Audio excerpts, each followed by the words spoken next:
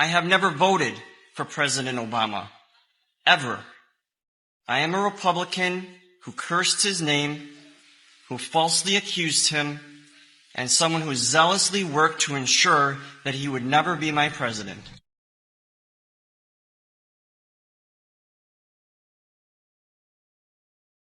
I was diagnosed with a serious autoimmune disease. Now labeled with a pre-existing condition, I am disqualified from any and all health insurance options. Literally a dead man walking. But then this guy signs this bill. And now I have access to health insurance and I receive the care that I so desperately need. I can now say I had a serious autoimmune disease. And to the Republicans who wish to repeal the Affordable Care Act, I plead with you to reconsider. Swallow your pride, as I am doing right now, in front of what I assume are many Democrats, and do what is right. Do what is right for the people. It wasn't about Democrats or Republicans. It was about our values as Americans and making sure that hardworking Americans like Brent are no longer locked out of health insurance. Dear President Trump, I know I don't look so good. I've been undergoing chemotherapy since May, and it takes a lot out of you. The good news is that Obamacare is keeping me alive and can cure my stage 4 cancer, but I need to keep my insurance. Your latest plan will put me and millions of other Americans at risk. Throwing us to the mercy of the insurance companies is not the way to go. We need the protections of the Affordable Care Act so that people with pre-existing conditions will be covered. We need somebody that will stand up for us rather than selling us out.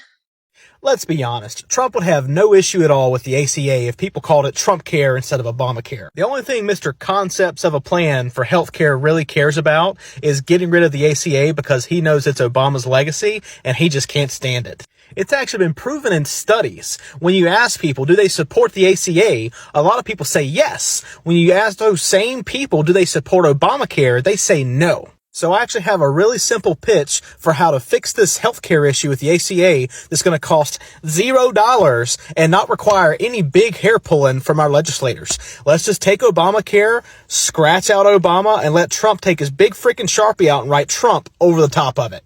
Guaranteed, just the legislation to make a name change would make all these people in America who have such a big issue with Obamacare suddenly okay with it. And approval ratings for this program would go through the roof. It's not that these people hate the ACA, it's they hate that it's called Obamacare. If you put Trump's name on it, not only would he support it, all of our Republican legislators would also have a better approval of it, and people all across the country who have these big issues will suddenly get their panties untwisted. Hello folks, welcome back to my channel.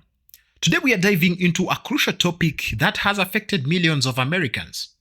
The Affordable Care Act, commonly known as Obamacare, and how some of supporters of the Make America Great Again movement ended up voting against their own interest. Stay tuned as we explore the implication of their votes and unforeseen consequences that followed.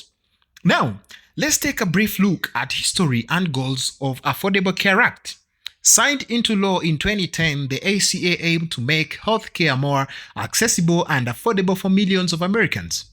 It introduced provisions such as coverage for pre-existing conditions, expanded Medicaid, and allowed young adults to stay on their parents' insurance plan until the age of 26. Despite its benefits, the ACA faced significant opposition, particularly from the Republican Party and MAGA supporters. Many opponents of the ACA argued that it represented government overreach and would lead to increased taxes. They feared that the ACA would interfere with the free market and personal choices in healthcare. As a result, repealing the ACA became a central promise for many Republican politicians. Real quick, my team, I'm going to try to explain this delicately because we have brains, so this is going to be extremely hard to get. Imagine taking an open book exam and still failing it. No, because this is for you. Imagine taking an open book exam and still failing it. Now imagine you had years to study for said exam and yet you still failed it. Imagine that for a second. I'm so glad my Lord and Savior Donald Trump is finally in office. Because of that, I can now buy that $1 million mansion and car with a $20 down payment.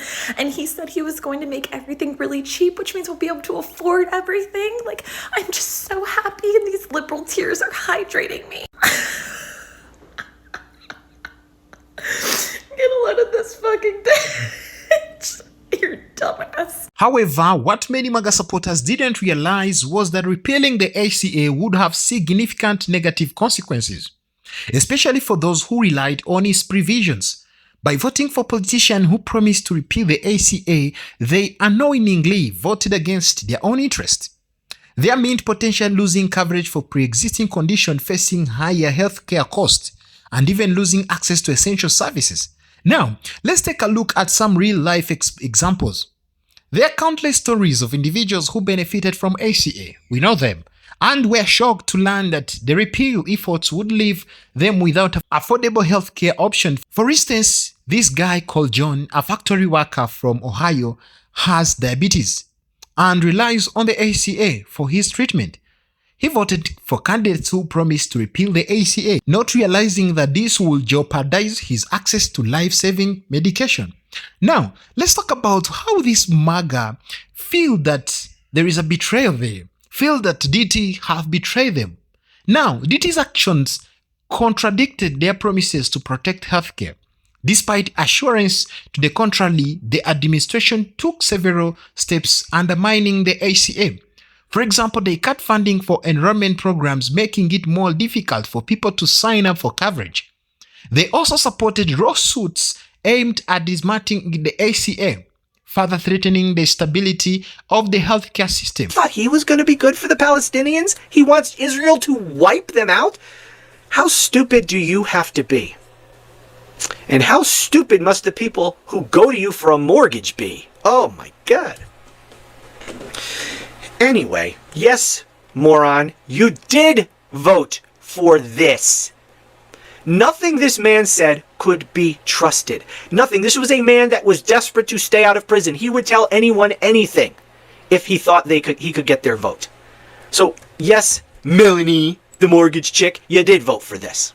Anyway, back to her stupid post. I did not vote for this. Neither did anyone else I know. Well, if they voted for Trump, then they voted for this. The lack of humanity, decency, respect has made me regret my vote. Are you fucking kidding me right now? The lack of humanity, decency, and respect has made you regret your vote? Why? Because he put up that stupid video? That's what made you be upset about his lack of humanity, decency, and respect? The fact that he raped a woman, you didn't care about that? The fact that he incited a violent mob to attack the Capitol and beat police officers nearly to death? You had no problem with that? That didn't make you question his humanity, his decency, or his respect? What the fuck is wrong with you, Melanie, the mortgage chick? How stupid? We're 10 years into this. We're 10 years into this man being in our lives on the national political scene. And only now, once he puts a stupid video, an AI video, that's what it took? An AI video, that's what it took. None of the rest of it made this woman question his humanity, decency, or respect. My God, we're surrounded by fucking idiots. Anyways, let's continue here. We did not vote for you to take a graveyard and turn it into an adult playground. It was to stop the killing and to stop sending Israel our hard-earned money again, moron. This is the guy who told Israel to wipe out the Palestinians. Oh my. To listen to these idiots say this stuff now after they voted for him. Oh my goodness. All right, let's continue. Not to make a mockery of people who are still not even buried yet. Even at war, we allow people the right to bury their dead with dignity, especially when we know that most were not holding guns, shooting at our allies. And the context of this video, your presidency is supposed to be a legacy, and this video will forever shadow it. Are you... How do people write this kind of crap? Does this woman not know how stupid she sounds? So January 6th won't shadow his legacy, but this stupid video that he posted to Truth Social, that's what's going to destroy his legacy? The video. Like a 90-second video that he posted on Truth Social. Not beating police officers nearly to death in an attempt to illegally stay in power, to overthrow the republic. Not that. The stupid video. That's what's going to damage his legacy. Oh my. Anyway, what else did this moron write? Instead of being remembered 100 years from now as one of the greatest presidents, history is going to dictate, whatever. So this idiot, up until the video, she thought Donald Trump would be remembered as one of the greatest presidents. But because he posted this video, that's where she draws the line. In that one moment of him posting that video, he went from greatest president to whatever the hell she thinks he is now. And apparently it's not too good because she seems pretty angry in her little post there. If there are any psychologists in this audience, could you please help me understand how people this stupid even exist? Because I don't even know how they can function in the world. How do people this stupid dress themselves? How do they figure out how to procure for themselves food to keep them alive? How can you be this fucking stupid and not be dead from something? How did you not somehow manage to walk into traffic and get hit by a bus? How is it that people this stupid can even make it to adulthood? I want to know. Okay, that's it. That's the video. Thanks for watching. I'll talk to you again soon. Good God. What we understand here is that many MAGA supporters who relied on the ACA for their healthcare needs feel betrayed.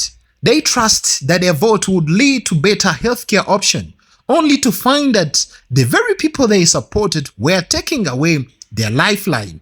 Now, the story of MAGA supporters voting against their own interests when it comes to healthcare is a stark reminder, of the importance of understanding the impact of our decisions on personal well-being, because it's crucial to stay informed and consider long-term consequences of our votes.